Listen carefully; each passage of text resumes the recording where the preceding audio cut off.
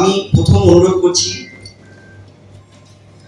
আমাদের principal sir professor doctor Indranil বিশ্বাস sir, please দয়া করে আপনার আসন গ্রহণ করুন।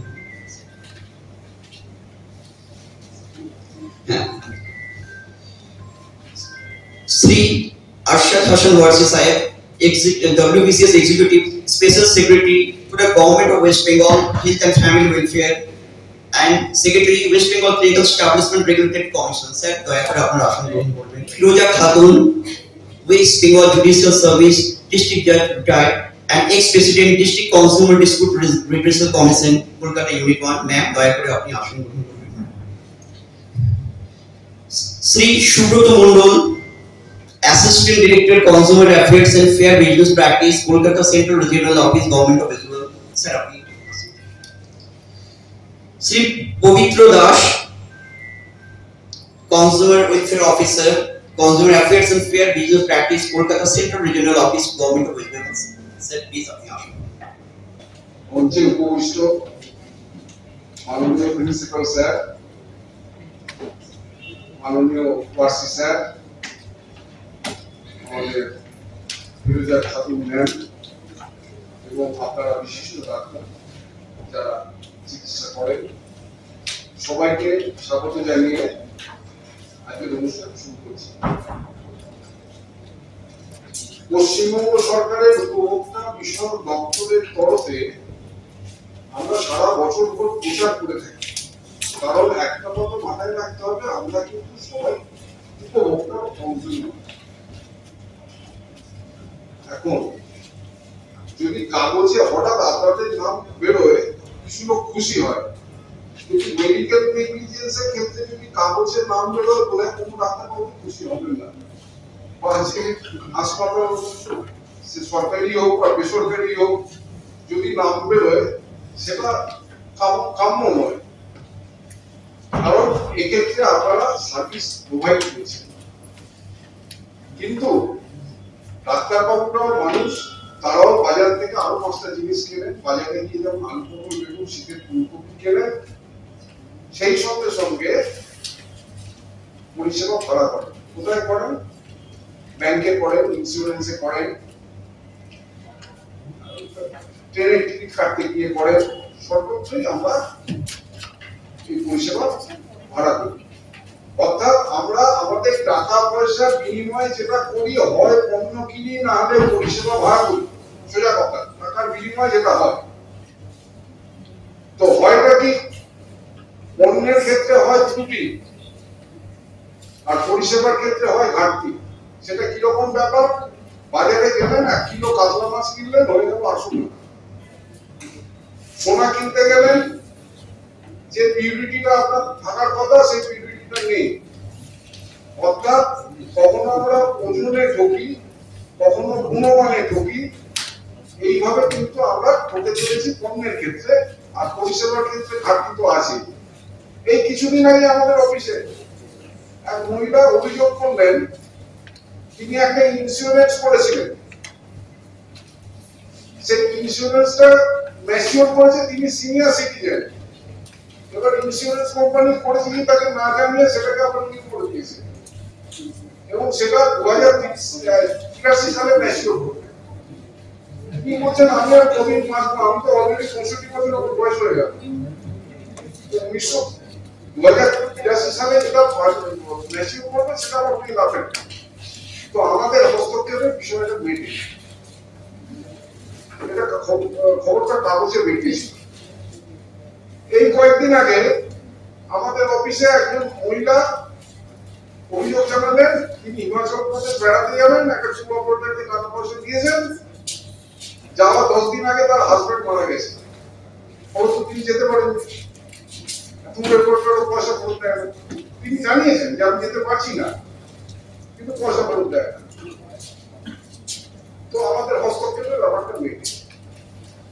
তো আজকে প্রাথমিক আলোচনায় আমরা যেটা আলোচনা করব, আমরা উপভোক্তা হিসেবে আমাদের কি কি অধিকার আছে, এই অধিকার থেকে আমরা যদি ক্ষতিগ্রস্ত হই কিভাবে আমরা অভিযোগ দায়ের করতে পারবো, কারণ ডাক্তারবাবুরা পরিষেবা দিচ্ছেন কিন্তু একটা নির্দিষ্ট ক্ষেত্রে, তার বাইরে সর্বক্ষেত্রে কিন্তু তিনি একজন কনজিউমার। এই জিনিসটা বেসিক জিনিসটা মাথায় রাখতে হবে। তো অনেকেই তো আবার প্রাইভেটও কাজ করে, প্রাইভেটও সার্ভিস দেন, সেখানে কিন্তু দে বিকাম সার্ভিস প্রোভাইডার, তখন কিন্তু এটা অ্যাপ্লাই করবে। যদি প্রাইভেট হসপিটাল কোনো ডাক্তার প্র্যাকটিস করেন বা ওখানে করেন ট্রিটমেন্ট করেন, তাহলে সেক্ষেত্রে কিন্তু এই অ্যাক্টও অ্যাপ্লাই করবে। এবার আমি শুরুতেই বলি যে আমাদের এই দেশে কতগুলো অ্যাক্ট আছে। ফার্স্ট হচ্ছে কনজিউমার প্রোটেকশন অ্যাক্ট, এটা আপনারা জানেন যে কনজিউমার প্রোটেকশন অ্যাক্টে মেডিকেল নেগলিজেন্সের জন্য কোথায় কোথায় সে যেতে পারে, দুটো জায়গায় যেতে পারে। একটা হচ্ছে কনজিউমার প্রোটেকশন অ্যাক্টে যেখানে কমিশন আছে সেখানে যেতে পারে, আরেকটা জায়গা ওয়েস্ট বেঙ্গল মেডিকেল কাউন্সিলে যেতে পারে। এই দুটো জায়গায় দেওয়া, আমি শুধু মেডিকেল ফ্র্যাটার্নিটি বলছি, এই দুটো জায়গায় সে মেডিকেল নেগলিজেন্সের ক্ষেত্রে যেতে পারে। এবার medical West Bengal medical council আপনারা জানেন, সেখানে বেশিরভাগই কিন্তু ডক্টররা থাকেন, তারাই কিন্তু বিচার করেন, তাদের এথিক্স কমিটি থাকে, তারা কিন্তু হিয়ারিং করে জিনিসটা নিষ্পত্তি করে। এবার কনজিউমার কোর্টে যারা কনজিউমার কমিশন যেখানে আছে, সেখানে কিন্তু ডিস্ট্রিক্ট জুডিশিয়ারি থেকে একজন লোক থাকে, আরো দুজন মেম্বার থাকে। তো সেক্ষেত্রে that is very judicial process. সেখানে কিন্তু তার জন্য কিন্তু West Bengal medical council compensation দিতে পারে। They cannot give any compensation. They can only debar a doctor or suspend the license. This much. Because West Bengal Medical Council is only the registering authority. তাদের রেজিস্টারে কিন্তু নাম থাকে ডাক্তারদের, তারা ওইভাবে লাইসেন্স পান, রেজিস্ট্রেশন পান। Today's subject, issues on medical negligence.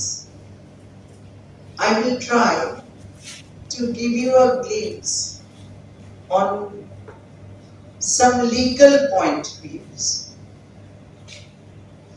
Before delving into the subject, I cannot hold back my emotions on this momentous occasion. I feel personally connected to this institution. I want to share a few words. My Boro Dadu and Peshi Thakuma and my father too, they all were students of this medical college. My youngest daughter sitting here, she passed out. She completed her MD pediatrics from here.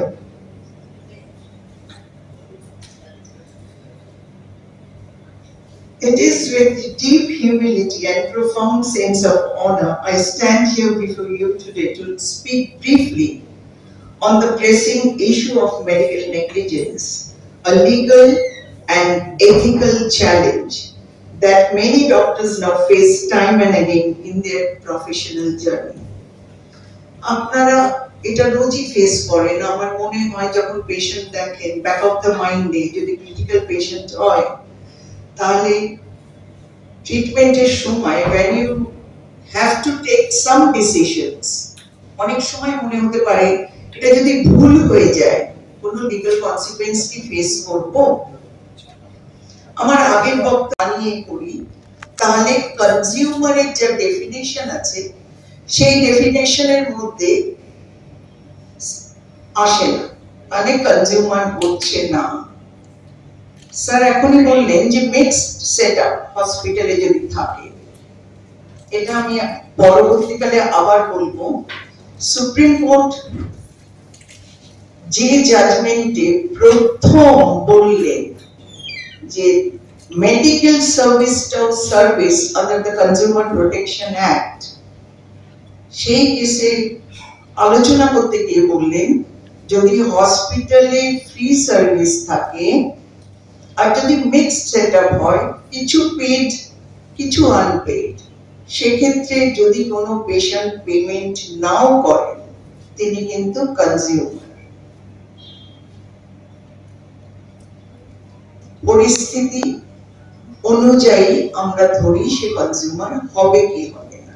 আমি শুনলাম medical college, this medical college completely free setup, সুতরাং এখানে হবে না।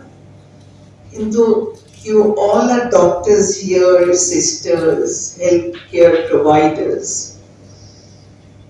এখানে practice, আপনারা এখানে চাকরি করছেন, কাল হয়তো অন্য জায়গায় করবেন, কর্পোরেট হসপিটালে করবেন, প্রাইভেট প্র্যাকটিস করবেন, হোয়াটএভার। সেখানে যখন পেশেন্ট দেখবেন, তারা অনেক ক্ষেত্রে যখন আপনি ফিস নিয়ে করছেন তখন তারা কনজিউমার করছে। তো আপনাদের কি লিগ্যাল প্রোটেকশন আছে? What is negligence and what is mistake? If you know the difference, যে এটা হলে মিস্টেক হয়, তো you don't have to worry.